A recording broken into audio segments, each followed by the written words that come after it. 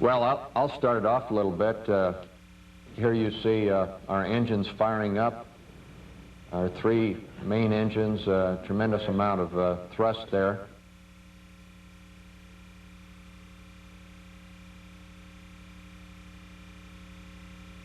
Well, we were sitting in there, and there was quite a racket going on.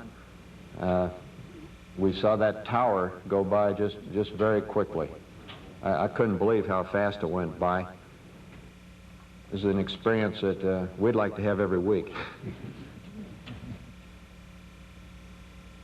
After we got a few hundred feet into the air, we were into the roll pitch maneuver. Bob, why don't you carry on there, or someone else? Well, as you all know, very shortly we found ourselves 2 minutes into the flight here, coming up with the SRB separation. We felt on board and saw the separation, a bright flash across all our windows, and we felt somewhat of a shock or a jolt as they departed. The vehicle had been slightly rough. We felt some bumping, not more than we had expected, but a little bit on the way up during first stage, which kind of went away as we got out of the atmosphere, until finally at SRB staging things were very smooth. And I think this is a very spectacular picture coming up of the staging itself. Boosters do their thing and tumble away from the tank, and pretty soon you'll see some tremendous footage of the drogue chutes on the SRBs pulling out, and clear-cut proof that the SRBs do in fact land in the water and are there for us to retrieve. Absolutely spectacular shot here. Fantastic. Meanwhile, we were on the second stage, which the only words I can describe it were just absolutely smooth as glass. It's just unbelievable, just kind of a humming noise in the background, and that's about all you can say. It was just so smooth. It's interesting to note here that after Ken lost his SRBs, they diverted all the photography to the SRBs, and we're pressing on. Who knows where we are?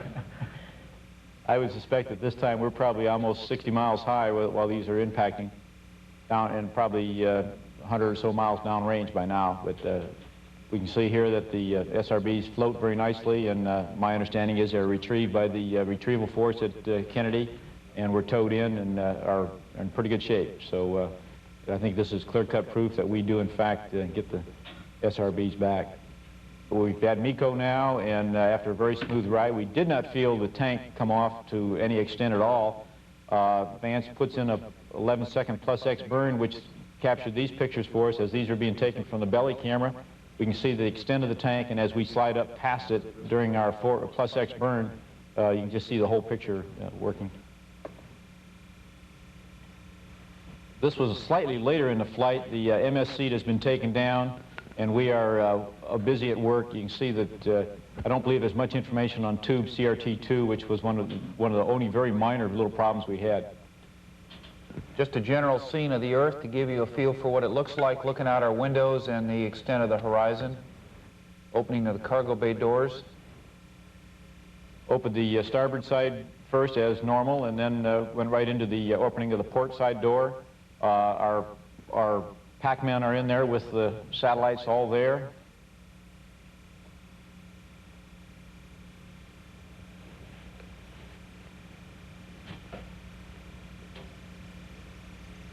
Very shortly after we got the doors open, the next job was for Bill to go ahead and get the sun shields closed so we could protect our precious cargo for that throughout that first day in orbit until we got into the deployment sequence.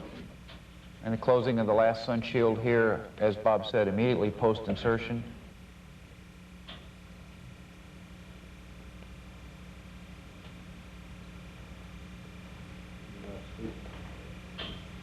I snuck a quick peek out of my seat to look at the SBS spinning up. Bill unfortunately had to stay up there. The Columbia was behaving so well that I felt I could afford to just go take a quick sneak of it. This is the view that we were looking at out the window, and you could tell we weren't very interested in what we were seeing. The quilted pattern on the sun shield is really not that quilted. It's just that with the stark relief of the bright sun on the side throwing the shadow. Watch the spin start. And this, we think, is what you on the ground saw, because this was being sent back by television.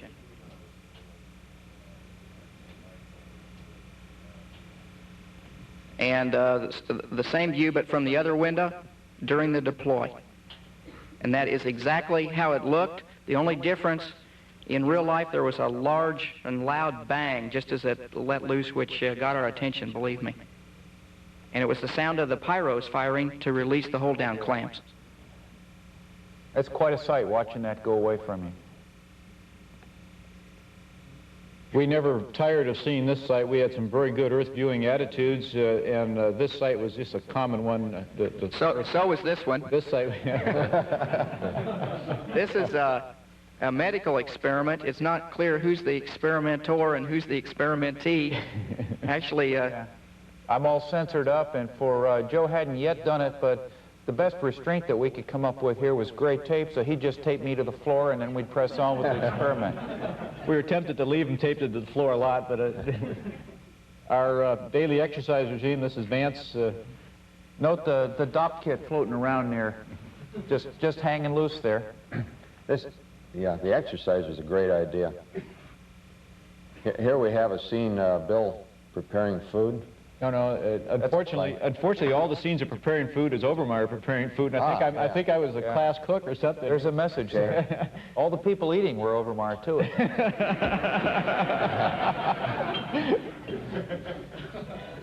Marines eat a lot, though. We've known that since the third flight. Food was very good, so no complaint. And after the deployment, here was my pay.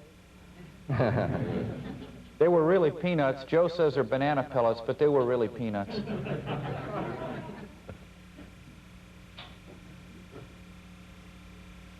And even Joe got something to eat here. Some of our pitch about habitability, we worked as a four-man crew. It got crowded as times, if you notice. Joe had a strange way of eating. There he's got it. Watch the parts that are spilled now. Watch them. There he gets that one. There he got the other one. All. And that was quite literally a fruit cocktail, and just the stickiness kept it on the spoon. Joe cleaned up his plate. This is the famous Vance Brand slow roll in space. It doesn't show up too well, but Florida and the Cape are down here in the background. We are rolling the vehicle as part of one of the DTOs associated with the antenna testing. And watch the sun come across the aft part of Columbia. The crew, it felt a little bit like rolling an airliner over Florida. So one of the neat things is in the sunlight, when it came off the orbiter white, boy, that was white. And when you looked out into the nothing, into the sky, that was the blackest black you ever want to see. And in the daylight, of course, we couldn't see any stars behind that black. So we had a black sky instead of a blue one. And the second day deployment, this is Telesat as seen from the aft bulkhead TV cameras. And then from the forward bulkhead TV camera, you can see the, I guess this is the movie actually, you can see Telesat emerging from behind the Satellite Business Systems sunshield here, and looking very much like SBS had the day before. Using the tail as a reference, it noted how it tracked right up that tail just without a hitch. It was just absolutely smooth. We could then watch the satellites for many, many minutes after deployment. We're getting ready here, doing some of the preparation with the suits for the extravehicular activity that was scheduled by the time we got through moving it around on day 5. But this was the night of day 3 when we were getting ready for what we thought was going to be the AVA the next morning. And I've got the EMU, the suit TV in my hand, and you can every now and then see some of the suit lights come floating around. We couldn't resist messing up their camera scene for them, so Vance and I came on down from the flight deck and joined in the typical activity. With all of our equipment, the middeck got a little crowded sometimes, but having 4 crewmen on board is really the way to go. Gives you a lot of extra people to do all the work that's needed to be done. Here's the suit TV, here's the suit lights, and Vance has just grabbed hold here of the treadmill that he'd been running on earlier.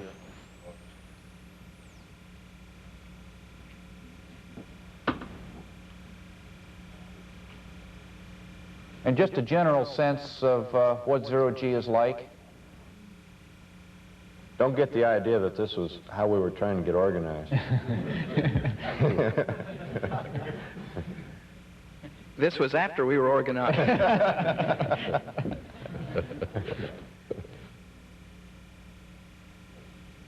We had a little radio transmitter receiver strapped to our legs, wireless comms, what it's called. Made it very convenient to talk to each other on the ground. In all sincerity, I think we did bring back a lot of good data with respect to the habitability. Here's Joe working on the flight deck with a student experiment, using one of our handholds or footholds that we put down on the floor. This was a convection experiment, wasn't it, Joe? Yes, we were releasing fluid in pans and then heating it to see if it moved in the same way it does on Earth. It turns out it does not, and it was quite a surprise. Vance is again working on the exerciser while I'm pulling out the theodolite to take the theodolite measurements that we took on the third day. Just shows the ease of moving about, just float, just push off one side and push up to the other side. Joe's getting the camera ready for the EVA. We're putting the thermal wrap on it and then going to put it into the airlock. This was on the morning of day 5. Here's Bill in the airlock. That's me. The extensive thing here, that's our winter spacesuit, and the lightweight one here is the summer weight spacesuit. No, seriously, I was in there at that point having checked out Joe's fan, and we had the liquid-cooled garment hanging underneath because we needed it connected.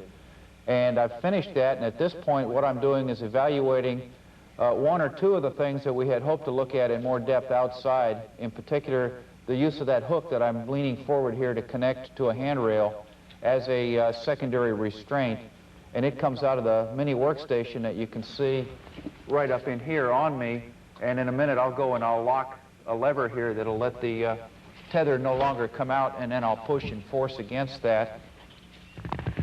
It may have looked as if he was upside down in this picture, and we just had the camera upside down, that's all actually. Actually, it's sideways. Yeah, well, that's right, sideways. Yeah. Actually, obviously in 0G, upside down is all relative. If other people look upside down to you, then they're the ones that are upside down. Here we're getting ready for the deorbit. We've opened the sun shields on both of the PAMs, and we're closing the cargo bay doors. And as we expected, because we had kept the Columbia in a relatively benign thermal attitude throughout the last couple of days, we had absolutely no problems with the doors closing, and they just worked slick as a whistle. We were just real pleased with it.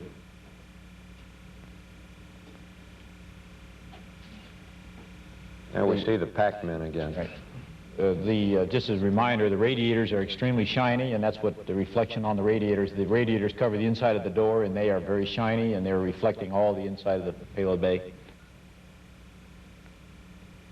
At this point, we were getting ready to come home. I don't think we were all that anxious to come home. We were enjoying it up there. But we were going to be running out of all the things you need to sustain operations up there in a day or two. It is not true that I ate all the food, so we had to come home because of lack of food. That's not a true statement.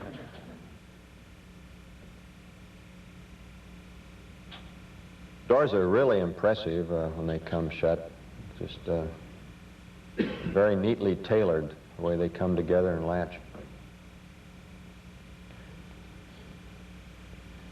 Payload bay went dark, of course, with the doors closed, and here we are in the front cabin. Watch the windows here and over here. Absolutely spectacular footage. We've never been caught before.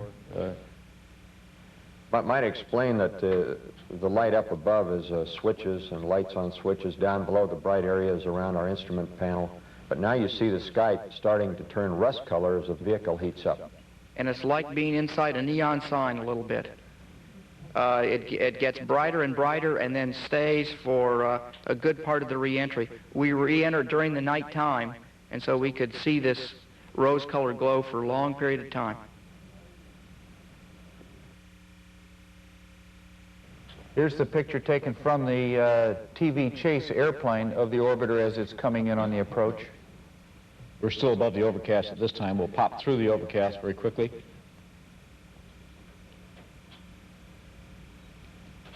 Came out below. Of course, we were landing around sunrise, so you can see the reflection of the sun off the the ship. Makes a very nice picture. We were down below 10,000 feet at this point on our 19-degree glide slope coming for pre-flare.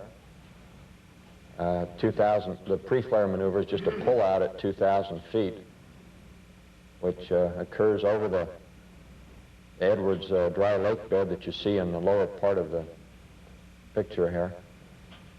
And we were shooting to land on a concrete runway, which will come into view a little later.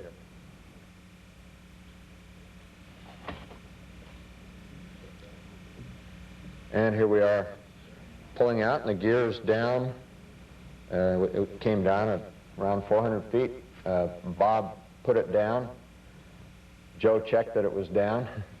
And then Bob checked that it was down. And we rechecked it. And then Vance checked that it was down. And here we are coming to touchdown. And Vance knew we had touched, but the three of us, of his crew members, did not. We had to ask. It was as smooth as silk. We had a maximum braking test on the rollout, and so that's what we're starting to do as we roll out there. We really put the brakes on hard, and then eased off the last little part of the rollout. Absolutely super glass smooth landing. It was really, seriously, we didn't even feel a bump when Vance put it down. It was really spectacular. We had a team effort from 10,000 feet on down on all this landing stuff, and right here is where we started seeing what looked like the Spanish Armada coming at us, trucks and stuff. And here's our welcome by the NASA official unidentified on earlier flights. That's ABBEY.